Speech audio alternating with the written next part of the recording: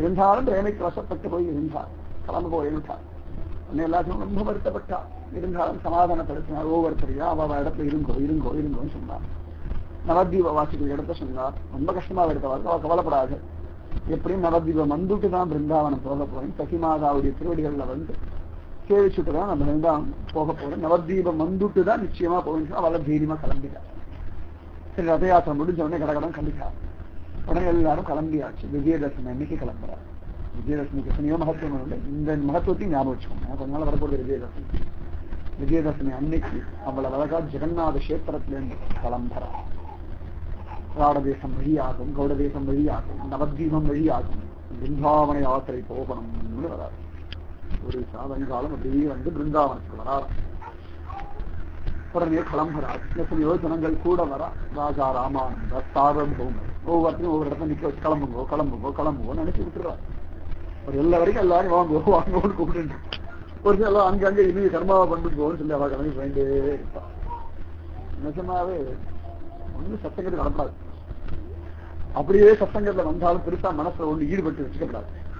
அப்படியே ஈடுபட்டு வச்சுருந்தாலும் பெரிய பாதிப்பு வராம மனசு வச்சுக்கப்படாது. அப்படியே பாதிப்பு வந்தாலும் பிரிவு இருக்கப்படாது. இதெல்லாம் நடந்துட்டே இருக்கு. லோகமே அதனால தெரியுமா சொல்லிட்டு. ஏன்னா அந்த பாதிப்பு இருக்க சாதாரண பாதிப்புகளை காரணம் பெருசாது. ஆனா இந்த பாதிப்பை வாழ்க்கையை ஒழுங்கா நடத்துற சமய சந்தர்ப்பங்கள் இந்த ஒரு பாதிப்பு இருக்கு. இந்த பாதிப்பு திரும்ப கிடைக்கும்னு ஒரு சரிப்பு இருக்கு. திரும்ப கிடைச்சணும்னு ஒரு நம்பிக்கை இருக்கு. அதனாலேயே இந்த பாதிப்பும் ஒரு சுத்தமா இருக்கு. ஒவ்வொரு ஜனங்களையும் ஒவ்வொரு இடத்துலயும் நிக்க வச்சுட்டார். கிளம்புறார். ஒவ்வொரு இடத்துலயும் கூட ராமானந்தர் வராரு. அவ்வளவு அழகா சைதன்ய மகாபிரபு நடந்து நடந்து நடந்து நடந்து போறா. நிறைய ஜனங்களுக்கு தெரியாது. ராமானந்தர் எல்லா பக்கமும் அவருக்கு ஜெகநாத பிரசாதத்தை கொண்டு வந்து கொடுத்துட்டே, எவ்வளவு தூரம் போனாலும் நிச்சயம் ஜெகநாத பிரசாதத்தை கொண்டு வந்து கொடுத்துட்டே இருக்கார். நீலாசத்தை கிளம்பிட்டார். ஒவ்வொரு கிராமமா மாறி மாறி பண்ணிட்டு இருக்கார். பெரிய சிஷ்யர்கள் கூட வரா. ஒவ்வொருத்தரையும் ஒவ்வொரு இடத்துல நிக்க வச்சுட்டார். சார்வபூமி ஒரு இடத்துல நிக்க வச்சுட்டார். எல்லாரும் திரும்ப போங்கன்னு சொல்லிட்டார். எல்லாரும் திரும்பி பண்ணிட்டு இருக்காரு. ராமானுஜர் மட்டும் வந்துட்டே இருக்கா. கூட வந்துட்டு இருக்கா. நிறைய ஜனங்களை பார்க்கிறா. எல்லா ஜனங்களுக்கும் பகவத் பக்தியையும் தேனையும் கொடுக்கிறார். அந்தந்த ஜனங்கள் சைத்தன்ய மகாபிரபுடைய திருமுக மண்டல தரிசனத்தை அந்த திருவடி கமலங்களையும் பார்த்து ஆத்ம சமர்ப்பணம் பண்ணார். எல்லா ஜனங்களும் உத்தமமான நல்ல வழிக்கு மாறினார்கள். அவ்வளவு சிரேஷ்டமா அத்தியுதமா சைத்தன்ய மகாபிரபு எல்லாரையும் பவித்திரமாக்கிண்டே வந்தார். இந்த ராஜா ஏற்கனவே சொன்ன பிரதாபருத்தன் அந்த கதாக் அந்த இடத்துக்கு வரார். புவனேஸ்வர் எல்லா இடங்களையும் தாண்டி தாண்டி வரார். பரோடா எல்லா இடமும் வரார். அந்த மாதிரி வரும்பொழுது ராமானந்தர் ராஜாவுக்கு விஷயம் சொல்லி அனுப்புறார். இந்த மாதிரி பிரபு வந்துட்டு இருக்கார் அப்படின்னு தெரிஞ்சு சொல்றேன். ராஜா தன்னுடைய ராஜ பதவி எல்லாம் விட்டுட்டு நேர ஓடி வந்தார். சாதாரண வெறும் காலோட சைத்தன்ய மகாபிரபு திருவடிகள்ல வந்து ஆசிரிச்சு கதறி அழுதார். உடனே சைத்தன்ய மகாபிரபு தூக்கி ஆலிங்கனம் பண்ணிட்டார் ராஜா. எந்த ராஜாவை தன் பக்கத்திலேயே சேர விடாம சைத்தன்ய மகாபிரபு துரத்தினாரோ அதே ராஜா கோபிகா கீதம் பாடினார ஒரு காரணத்துக்காக பார்க்கும்போதெல்லாம் ஆலிங்கனம் பண்ணார். கோபிகா கீதம் அத்தனை விசேஷம். உன்னதமான பிரேமையோடு அந்த கோபிகா கீதத்தை பாடம். கோபியா பாடம். நானும் கோபிகா கீதம் பாடுறேன், அது வேற. நானும் அஷ்டபதி பாடுறேன், அது வேற. நானும் ராமாயணம் வாசிக்கிறேன், அது வேற. ஜெயதேவன் பத்மாவதியுமா இருந்த அஷ்டபதியை பாடம். அது இல்லைன்னு சொன்னா பத்மாவதியுடைய தோழி பூக்காரி இருந்தாலே அவளை மாதிரியாவது அஷ்டபதி பாடம். பாகவதம் வாசிச்சோம்னா சுகபிரம்ம மகிழ்ச்சி மாதிரி வாசிக்கணும்னா சூத பௌராணிகர் போல. இல்லைன்னு சொன்னா கோகர்ணன் மாதிரியாவது பாகவதம் வாசிச்சோம். அப்படி இல்லைன்னு சொன்னா புந்தானம் மாதிரியாவது சத்தையோட வாசிச்சாள். சில சந்தர்ப்பங்கள்ல புந்தானம் பாகவதம் வாசிக்கிறது கேட்டு சம்ஸ்கிருத பண்டிதர்கள்லாம் கலாட்டா பண்ணி கிண்டல் பண்ணிருக்காங்க. ஆனா அது கவலைப்படல. அவங்க பாடி வாசனை எனக்கு ஏதோ பாகவதம் வாசிக்க கடைசிலேன்னு வாசிச்சுட்டு இருப்பாங்க. ஒரு அவெல்லாம் பார்த்தா நீங்க பாகவத்தை கொஞ்சம் வியாக்கியானம் பண்ணி பிரவச்சனம் பண்ணுங்க சார். அவரு அதுக்கு ரொம்ப சந்தோஷம் உட்காந்து சொல்ல ஆரம்பிச்சுட்டார். அது வரைக்கும் யாருடைய பாகவத பிரவச்சனம் பண்ணவே இல்லை. முன்னாடியும் பண்ணதில்லை, பின்னாடியும் பண்ணதில்லை. அப்படி ஒரு பிரவச்சனம் பண்ண அத்தனை பேர் திருவடியில் எழுதுற தப்பு பண்ணிட்டா மன்னிச்சுடுவோம் சார். அது ஒண்ணுமே தெரியாது. குருவாயூர் ஹிருதயத்தை கொண்டு வந்து வச்சிருந்தார். குருவாயூர் நான் பார்த்துட்டே இருந்தா அவன் என்னெல்லாம் பண்ணா அப்படியே சொல்ல ஆரம்பிச்சுட்டார். அவெல்லாம் பாகவத பிரவச்சனம் பண்றான்னா ஹிருதயத்துக்குள்ள கிருஷ்ணகிரியில பார்த்துட்டே சொல்லிட்டு இருக்கான். ஒரு தீவிர விஷயத்தை பார்த்து நீங்க பக்கத்துல சொல்ற மாதிரி அவெல்லாம் பிரத்யட்சமா ஹிருதய கமலத்துக்குள்ள பிரபு எதான லீலைகளை பார்த்து பார்த்து பார்த்து பார்த்து பார்த்து சொல்லிட்டே இருக்கான். அவ்வளவு சிரேஷ்டம். அதனால அந்த ஸ்ரத்தையோட இந்த ராஜா நிஜமாவே கோபி பாவத்துல இருந்து அந்த கோபிகா கீதம் பாடினதுனால சைத்தன்யா ஆலிங்கனம் பண்ணிட்டு ரொம்ப நேரம் ஆலிங்கத்தை விடவே மாட்டேங்கிற சைத்தன்யா. அவர் தொட்டாலே போதும், பிடிச்சாலே போதும், பண்ணா கிருபா கடாட்சம் பண்ணாலே போதும், ஆலிங்கம் ஒரு க்ஷணம் தொட்டாலே போதும், விடவே மாட்டேன். ரொம்ப நேரம் முடியே ராஜா கட்டி அணைச்சிருக்கார். சைத்தன்ய ராஜாவை கட்டி அணைச்சிருக்கார். கொஞ்ச நேரம் கழிச்சுதான் 2 பேருக்கும் பிரேம சமாதியிலிருந்து வெளில வந்தாங்க. 2 பேரும் பிரேம சமாதி பரமானந்தத்தை வச்சா.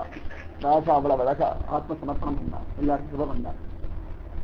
ராஜா சைத்தன்ய மகாபிரபு போக வழியெல்லாம் தெரிஞ்சு நாங்க எல்லா இடத்துலயும் சைத்தன்ய மகாபிரபுவுக்கு முன்னாடியே எல்லா விதமான உபகாரங்களும் பண்ணும்படியா தயார் பண்ணி வச்சிருக்கார். நிறைய ஜனங்கள் கூடவே மந்திரிகளையும் அனுப்பினார். சைத்தன்ய மகாபிரபு கொண்டு ஒரிசா நகரத்தை எல்லா வரைக்கும் கொண்டு ஐஸ்வர்ய விடணும்னு சொல்லிட்டார். எல்லா இடங்கள்லயும் போறார். சைத்தன்யா அவர் போறதுக்கு முன்னாடியே அந்த எல்லாம் தயார் பண்ணி வச்சிருக்கா. எல்லா ஜனங்களும் அவரை வந்து சேவிக்கிறார். ஜெகநாத பிரசாதம் எல்லா இடத்தும் கிடைக்கிறது. சைத்தன்ய மகாபிரபு இந்த ஒரிசா எல்லையை அடையிற வரைக்கும் தொடர்ந்து ஜெகநாத பிரசாதம் கிடைக்கும்படியான ஏற்பாடு ராஜா பண்ணிட்டார்.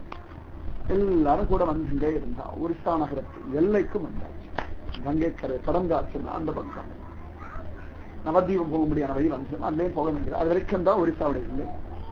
அந்த கங்கைக்கரைக்கு அந்த பக்கம் யவனர்கள் முகமதியர்கள் ஆட்சி பண்ணிட்டு இருக்காங்க. ஒரிசா தேசம் இந்து ராஜ்யமா இருந்தது. அந்த பக்கம் யவனர்கள் ஆட்சி பண்ணிட்டு இருந்தா ரொம்ப யுத்தம் நடக்கிறதான ஒரு சமயம். எல்லாம் அவ்வளவு அழகா கூடாரம் எல்லாம் போட்டு வந்தாச்சு. நிறைய ஜனங்கள் அந்த கங்கை கரைக்கு ஓரத்துக்கு வந்தாச்சு. ரொம்ப நாள் கழிச்சு கங்கையை பார்க்க பல வருஷங்கள் கழிச்சு கங்கையை பார்த்தவுடன் மூர்ச்சியாக விழுந்தார். ரொம்ப சந்தோஷப்பட்டார். ஆனந்த தளர்ச்சி போனார். ஆஹா ஆஹா ஆஹா மயங்கி போனார். உடனே இத்தனை அட்டகாசமும் அந்த அக்கறை இருக்கிறவர்களுக்கு தெரிஞ்ச பெரிய கூட்டமா ஜனங்கள் வர ஏதோ விஷயம் நடக்கிறது, பெரிய பரபரப்பா இருக்கு அப்படின்னு பார்த்தா. உடனே அந்த பக்கம் அந்த யவன ராஜன் இருக்கானே அவனுக்கே வேலை பண்றவன் ஒருத்தன் இருக்கான், ஒரு தளபதி மாதிரி. அவன் பார்த்த என்ன ஏது விஷயம் தெரிஞ்சதற்காக அங்கே தன்னுடைய ஒரு ஆள் அனுப்பின. ஒரு முகமதியனை இந்து வேஷம் போட்டு பாருங்க.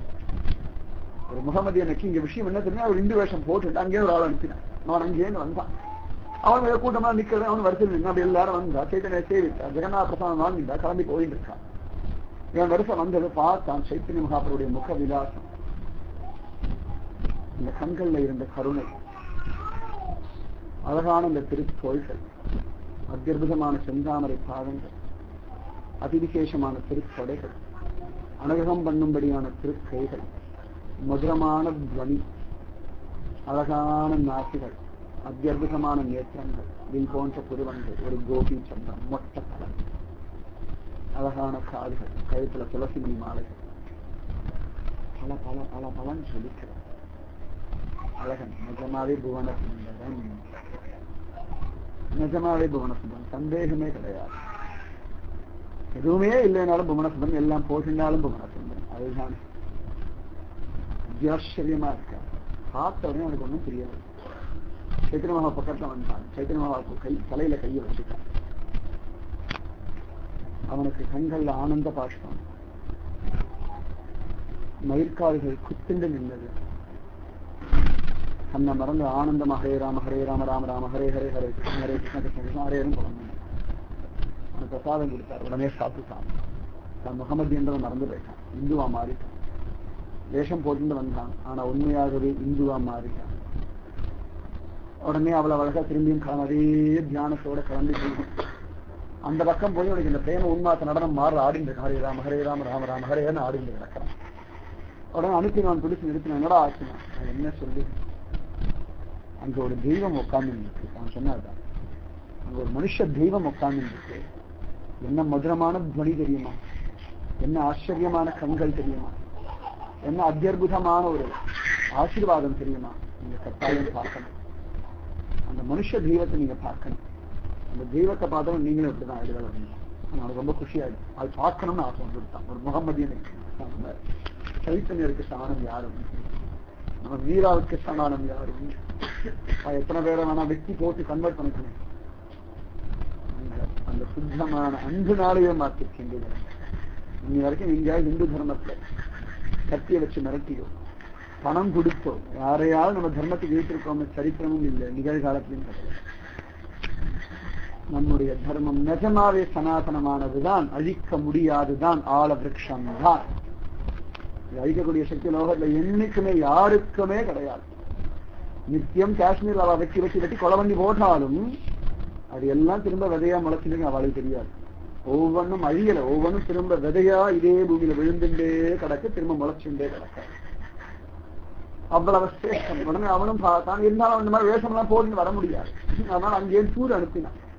இந்த மாதிரி உங்களுடைய சன்னியாசி ஒருத்தர் இருக்காருன்னு அவரை பார்க்கிறது எனக்கும் ரொம்ப ஆசையா இருக்கு, தயவுசெய்து நீங்க அனுமதி கொடுக்கல, எங்க ராஜ்யத்தை தாண்டி உங்க ராஜ்யத்துக்குள்ள வந்து அவரை நான் பார்க்கணும்னு ஆசைப்படுறேன்னு தான். உடனே இவாளுக்கு ரொம்ப பெருமையா இருக்கு, நம்ம சைத்தன்யரை பார்க்கறது ஒரு முகம்மதியன் வரேன்னு கேட்டுட்டானே. எல்லா சந்தர்ப்பத்திலையும் சண்டை போடணும் காதலி கிடக்கிறான். யாரா உள்ள வருவாளை வெட்டி போடலாமான்னு காதலி கிடக்கிறான். அவன் சொல்றான், உங்களை பார்க்கணும், அவரை எனக்கு அனுகிரகம் பண்ணும் போலே அப்படின்னு. உடனே ரொம்ப சந்தோஷமா ஆயிடுச்சு. உடனே கடவுள் ரொம்ப சந்தோஷமா நீங்க வாங்க, ஆனா சைன்யத்தெல்லாம் கூட்டிட்டு வராது, உங்களுக்கு அவ்வளவு பயமா இருக்குன்னா உங்களுக்கு ரொம்ப நம்பிக்கையுடையதான 10-15 சேவைகள்ல கூட கூட்டிட்டு வாங்க. இது யுத்த காலமாகவே இருந்தாலும் கூட யுத்தம் பண்றதுக்காக நீங்க வரல.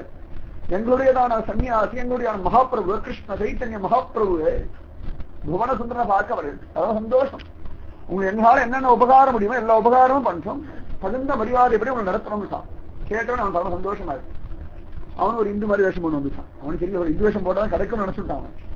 உடனே அவனு ஒரு இந்து வேஷம் போட்டுட்டான். அவன் கூட 10-15 சேவகர்கள் எல்லாம் வந்தான். அழகா அவள் தெரிஞ்சிருக்கு வந்தான்னு தெரிஞ்சு அழகா அனுகிரகம் பண்ணான். ஐஷந்த வந்தா சேத்திரமாவ நிக்க வச்ச விஷயத்தை எல்லாம் சொன்னா. சேத்திரமாவ சொன்ன நிறைய நாமஜம் பண்ணணும், பகவன் நாம சங்கீர்ணம் எல்லாருக்கும் தலையில கை வச்சு ஆசீர்வாதம் பண்ணாங்க. கண்கள்ல ஆனந்த ராஷ்டிரம். ஏன்னா இந்த கருணாமயமான சத்குருமார்கள் சனாதனமான இந்து தர்மத்துடைய சொத்து. கருணையும் உத்தமமான பக்தி. ஏன்னா சனாதனமான தர்மத்துல குருன்றது பதவியோ பட்டமோ கிடையாது, இது தனிப்பட்ட சொத்தும் கிடையாது. அவாவாளுடைய குணங்கள் உத்தமமான ஆச்சாரம் ஆசிரியத்து அவர்கள் சொல்படி கேட்கும்போது அவாவா அத்தனை சாதாரண குரு ஆயிடுறார். கோவிந்தர் ராமாவளி சிஷ்யரா இருந்தார், இவங்க சொல்றது கிடையாது, அவர் குரு ஆயாச்சு.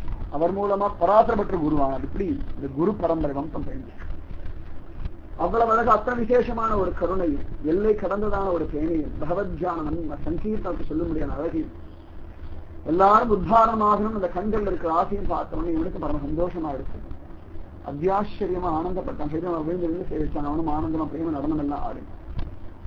உடனே இந்த ஒடிசா தேசத்து அதிகாரிகள் எல்லாம் பிரார்த்தனை பண்ணாங்க, இந்த ஆச்சாரம் உங்க தேசத்துக்கு வரணும், நவதீபத்துக்கு போகணும், அதனால அது கொஞ்சம் ஏற்பாடு பண்ணணும், கங்கை கரை கடற்கரை ஏற்பாடு பண்ணணும். நான் சொன்னா நிச்சயமா நாளை காத்தால நான் படகெல்லாம் அனுப்புறேன், எங்க ஆட்காரர்கள் இங்க வந்து இந்த ஆச்சாரம் அழிச்சுட்டு எங்க இடத்துக்கு அழிச்சுட்டு போவார்கள் அப்படின்னு அந்த சேர்த்து அனுகிரகம் பண்ணார். அடுத்த நாள் காத்தால படைகள் எல்லாம் வந்து எல்லாருக்கும் தெரியறதுக்கும் ஒரிசா தேசமின் நடுங்க எல்லாரும் கதர்னா திரும்ப வருவேன்னு ஒரு வார்த்தை சும்மா வந்தா கிருஷ்ணன் மாதிரி இல்ல சொல்லிட்டு போயிடுறது. திரும்பி எங்கேயோ வந்துட்டு வந்தேன் பாத்தியா அப்படின்னு சொல்றது கிடையாது. கோகுலத்திலே கிளம்பும்போது வருவேன்னு சொன்னது பாது எங்கடான ஒரு குருக்ஷேத்திரம். அதனால சைத்தன்ய மகாபிரபு அவதாரம் நிஜமாவே எல்லாருக்கும் விசேஷமா தான் இருந்துச்சு, ஏமாத்துறதே கிடையாது. ராமன் கூட அர்த்தராஜ சொல்லாம வந்துட்டான். அதனால சைத்தன்ய மகாபிரபு அவதார விசேஷம் நிஜமாவே அத்தியுதமா தான் இருக்கு. ஒரு வேணால காத்துட்டு கடந்தான். அதுல கங்கை கரையில சுகமா படகுல ஏறினார். நம்மள அழகா கிளம்புறார் சைத்தன்ய மகாபிரபு. இறக்கும் இருந்து சுகமா கிளம்புறதுன்னு பொழுது கொஞ்சம் கவியம் கணக்கத்தான் செஞ்சது, கவியம் வலிக்கத்தான் செஞ்சது. இந்த வலி புரியாது, சாதாரண ஒரு வலி இல்லை, உள்ளுக்குள்ளேயே சுத்திந்து கிடக்கக்கூடிய ஒரு வலி, வார்த்தைகள்னால வர்ணிக்க முடியாது. பெரிய துக்கம், ஆனா உள்ளுக்கு ஒரு ரகசியமான ஒரு சுகம், சொல்ல முடியாது. அந்த பிரியா நாயகனுடைய பிரிவிற்க சொல்லி தெரியாது. நமக்காகவே இருக்கக்கூடிய வஸ்து நம்ம விட்டு நீங்கும் போது கொஞ்சம் நிறையவே கஷ்டம் தான். சில வருஷங்கள் பழக்கமா இருக்கிற தாயார் தகப்பனார பிரியும் போது துக்கம் தான். ஜன்மாந்திர பந்தமா இருக்கிற ஆச்சார பெரிய துக்கம் சொல்லி மாளாது, சொல்லவும் முடியாது, சொன்னாலும் புரியாது. கதறி நான் எழுதா துடிச்சாள். இருந்தாலும் சைத்தன்ய வார்த்தை கஷ்டப்பட்டு எல்லாரும் இருந்தாங்க. சம்மன ராஜாதிராசனா படகுல உட்கார்ந்து வர எல்லா பக்கமும் படகு, கையில நிறைய ஆயுதங்கள் ஈட்டி எல்லாம் வச்சுட்டு, ஏன்னா கடல் கொள்ளைக்காரர்கள் எல்லாம் உண்டு, நதியெல்லாம் வந்து கொள்ளையடிச்சுட்டு போயிடுவாங்க. அதுல நிறைய திமிங்கலம் சுறாமீன் எல்லாம் இருக்கும், பெரியதான் முதலைகள்லாம் இருக்கும். கங்கை அதனால அதன் மூலமும் கஷ்டம் வந்துடப்படான்னு சொல்லி சரி அவ்வளவு சர்வ ஜாகிரதை ஆயிஷன் ஒரு முகம்மதியன் ஆயிஷன் போய் அக்கறையில விட்டான். ஜனங்களுக்கெல்லாம் பரவாயில்ல சைத்தன்ய மகாபிரபு வரான்னு தெரிஞ்சிருக்கு. இதில் கங்கை அக்கறையில குஷி இவெல்லாம் ஏங்கி இந்த சைத்தன்ய மகாபிரபு படகு கண்ணுக்கு தெரியும் மறைஞ்ச உடனே அவெல்லாம் கிளம்பியாச்சு. கிளம்ப முடியல, வேற வழி இல்லாம கிளம்பினார்கள். எல்லா ஜனங்களும் வரவேற்றார்கள். ஒவ்வொருத்தரும் அவள் கிரகத்துக்கு ஆயிஷன் போனார். ஒவ்வொரு இடத்துலயா போய் அனுகிரகம் பண்ணிட்டே வந்தா. சைத்தன்ய மகாபிரபு ஒவ்வொரு கிராமத்துக்காக போனார். நித்யானந்த இருக்கிற கிராமத்துக்கு அவருக்கு கிருப பண்ணார், அவருக்கு அனுகிரகம் பண்ணார். எல்லாருக்கும் வித விதமான அனுகிரகம் பண்ணிட்டு நேர சாந்திபுரம் வந்தார். அத்வைதாச்சாரியா கிரகத்துக்கு ஜனங்க எல்லாம் முந்தி அடிச்சுன்னு ஓடி வந்துச்சு அத்வைதாச்சாரிய கிரகத்துக்கு. அத்வைதாச்சாரியர் பரம சந்தோஷம். சசிமாதாவுக்கு விஷயம் தெரிஞ்சது. தன் புத்திரன் வரான், சன்னியாசியா இருக்கட்டுமே, சைத்தன்ய மகாபிரபுவா இருக்கட்டுமே, இருந்தாலும் தன் புத்திரன் தான். அதனால ரொம்ப சந்தோஷமா எடுத்து உடனே ஜனங்களும் அவளுக்குன்னு பல்லக்கெல்லாம் ஏற்பாடு பண்ணா. எல்லாரும் கிளம்புறான். நிறைய ஜனங்கள் நவதீபத்துல ஒரே ஒரு ஜீவன் மட்டும் கிளம்ப முடியாம உட்கார்ந்து விஷ்ணு பிரியா எல்லாரும் கிளம்புறான். நவதீபமே காலியாகிறது. மனசு கடன் அடிச்சு என் பிரியனாயன் பல வருஷங்கள் 6 வருஷங்கள் பேசி வந்திருக்கேன். சன்னியாசம் வாங்கும் பொழுதும் பார்க்கல, வாங்கின பிறகும் பார்க்கல. இன்னும் கடன் துடிக்கிறது. ஒரு தடவை பாத்திர மாட்டோமா? அப்படி புருஷன்ற அபிமானத்துல வேண்டாம், அந்த ஒரு சைத்தன்யம் அந்த மகாத்மா லோகத்து உத்தானவனுடைய ஒரு ஆச்சாரிய புருஷன் இந்த ஜீவிதத்துல இந்த ஒரு தடவை பார்த்தா அதை நினைச்சு ஓட்டிடலாமே உள்ளுக்குள்ள ஒரு துடிப்பு, ஒரு தேடல், ஒரு கடல். ஆனா குழந்தை யாரிடத்துல சொல்லுவான்? சசிமாதான் அவளுக்கு இன்னும் துக்கம் அதிகமாக யாரிடத்துல சொல்லுவாங்க? நெசமாவே ஸ்ரீ ரத்னம் அவள் அப்பா 1000 கோடி ஜென்மா இருக்கணும் அவருடைய திருவடியில இருந்து கைங்கரியமா ஒண்ணுமே வேண்டாம், ஒண்ணுமே வேண்டாம், எல்லாத்தையும் ஓரம் சொல்லிட்டு அவருடைய திருவடிகளை போய் உட்காந்து நம்மான்னு உட்காந்து சொன்னா ஒரு நிஜமாவே பிரேமஸ்வரூபம். அப்படி ராதிகாரன் அவ்வளவு அழகா பிருந்தாவனத்தை உட்கார்ந்து இருந்தாலே இந்த மாதிரி உட்கார்ந்து ஒரு தப்பஸ். சைத்தன்ய மகாபிரபு இவ்வளவு தைரியமா சன்னியாசம், இவளுடைய தைரியத்தை பார்த்து அவளுக்கு ஒரு தைரியம் இல்லை, ஆனா சன்னியாசம் வாங்கிட்டு இருக்க மாட்டா. கொஞ்சம் அவள் பயந்தவளா இருந்தா, தன் வாழ்க்கையை நடத்தக்கூடிய தைரியம் இல்லாம இருந்தான்னா விட்டுட்டு போயிருக்க மாட்டா. அவருக்கு தெரியும் என்ன இருந்தாலும் விஷ்ணு பிரியாதேவி பக்தி பண்ணி வாழ்க்கையில ஜெயிச்சுடுவான்னு அந்த தைரியத்தால் அவள் கலந்து போயிட்டான். அந்த தைரியமா அவளுக்கு துக்கமா இருக்கும், ஆனா அந்த துக்கமே நமக்கு அனுகிரகமா மாறிச்சு. அவள் மட்டும் காத்து கிடக்கிறான். நீதி சரித்திரம் நாளைக்கு. ராதே கிருஷ்ணா கிருஷ்ணா ராதே ராதே கிருஷ்ணா கிருஷ்ணா ராதே ராதே கிருஷ்ணா கிருஷ்ணா ராதே ராதே கிருஷ்ணா கிருஷ்ணா ராதே ராதே கிருஷ்ணா கிருஷ்ணா ராதே ராதே கிருஷ்ணா கிருஷ்ணா